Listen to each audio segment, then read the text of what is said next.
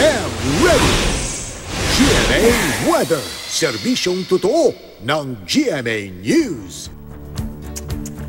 Mga kapuso, pineperwisyo po ng baha ang iba't ibang panig ng Mindanao at Visayas dahil pa rin sa patuloy na pag-ulan.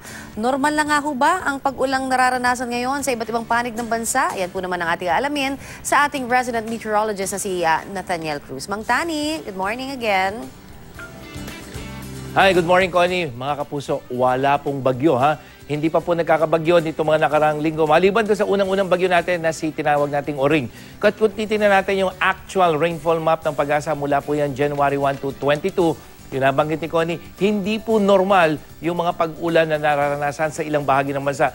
Yung kulay blue nakikita nyo, yan yung above normal. Ibig sabihin, mas mataas kaysa pangkaraniwan yung ulang natanggap na sa halos buong Visayas, dito sa may Central at Southern Luzon, kasama na yung ilang Bicol region. At dito lalo na sa Mindanao na kung saan patuloy nakakaroon sa mga pagbaha, mas mataas na dami ng ulan ang naranasan mula po noong January 1 to 22. Kaya yan po ay hindi normal na nangyayari. Unang-una ang dahilan, yung malalaninyang kondisyon na nangyayari ngayon dito sa may Pacific Ocean. At ngayong araw ng Martes, amihan pa rin ang nakakaapekto sa Luzon at Visayas, habang tail end naman ng cold front ang umiiral dyan sa may eastern section ng Mindanao. At ang asahang ulan dito sa ating bansa, base sa rainfall forecast ng Metro Weather, maulang panahon, unahin natin ang Luzon, dito sa may Cagayan Valley, Cordillera, mga probinsya ng Aurora at Quezon, maghapon yan mga kapuso. At pagdating ng hapon, may posibilidad ng mahinang ulan sa ilang bahagi ng Ilocos at Central Luzon.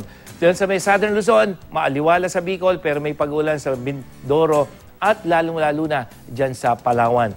Sa Visayas, mas maaliwalas ang panahon, pero sa Mindanao mga kapuso, may ulan sa Caraga at Davao regions, maging dyan sa may Northern Mindanao. At pagdating ng hapon, halos buong Mindanao makakaranas ng mga pag-ulan. At dito sa Metro Manila, may tsansa ng ulan, mataas ngayong umaga hanggang mamayang hapon yan, pero pagdating ng gabi mga kapuso, magiging maaliwalas at mababa na ang tsansa ng ulan. At nagtaas din ang Pag-asa ng gale warning o babala dyan sa mga may maliliit na sakyang pandagat na huwag muna pong pumalaot sa mga baybaying dito sa may Ilocos provinces, dyan sa may Cagayan Valley, Aurora, Quezon provinces, maging dyan sa ilang bahagi ng Mindoro at Palawan, buong Bicol region, sa may Eastern Visayas, dyan sa may Western at Central Visayas, kasama na ang Zamboanga, maging ang rehiyon ng Caraga. Kaya yung mga kapuso, yung mga baybaying dagat na yan, delikado pong pumalaot yung mga maliliit na sakyang pandagat. Connie? Maraming salamat, Mang Tani, ang ating GMA resident meteorologist.